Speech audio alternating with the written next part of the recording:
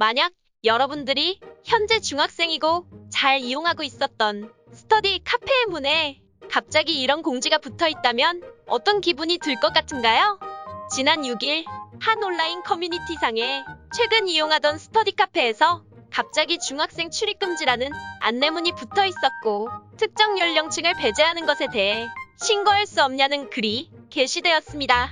안내문을 보면 중학생이 무단으로 출입할 경우에는 법적 조치까지 취하겠다는 내용이 쓰여 있습니다. 이만큼 스터디 카페에서는 중학생 출입 금지에 대해 강력한 대응을 예고했는데요. 이러한 중고등학생 출입 금지에 대해서는 사실 올해뿐만 아니라 과거부터 계속 이슈가 되어 왔고 언론에서는 이것을 노티네이저존이라고 부르고 있습니다. 어린이들의 출입을 막는 노키즈존처럼 10대들의 출입을 막는다는 의미로 사용됩니다. 이렇게까지 하는 이유는 흡연하면서 바닥에 침을 뱉는 행동, 무례한 말 등으로 인해 다른 손님들이 불편해했고 이를 지켜본 가게 사장님도 화가 났기 때문에 어쩔 수 없이 한 조치일 거라 짐작됩니다. 실제로 이 일이 온라인 SNS 등으로 확산됐을 때 노티네이저존을 찬성하는 여론이 적지 않았음을 알 수 있습니다.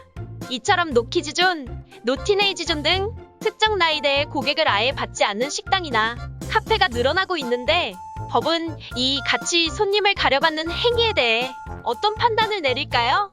과거 인권위원회에서 특정 나이대의 손님을 받지 않은 카페에 대해 그렇게 하지 말라는 권고를 내린 적이 있다고 합니다. 왜냐하면 이렇게 특정 나이대의 손님을 받지 않겠다고 선언한 것은 차별행위에 해당한다는 이유 때문입니다. 다만 인권위로부터 지적을 받았다고 해도 이것은 어디까지나 권고사항이기 때문에 카페 사장에게 법적 책임을 물을 수는 없다고 합니다. 현행법상 노키즈존이나 노티네이저존을 금지하는 법률 또한 없습니다. 즉, 특정 나이대의 손님을 가려받는 것은 결국 가게 사장의 영업의 자유에 의한 권한이라고 볼 수 있습니다. 물론 아직까지도 이 문제에 대한 찬반향론은 존재하기에 서로가 조금씩 배려하는 차원에서 합의점을 만들어가는 게 중요해 보입니다.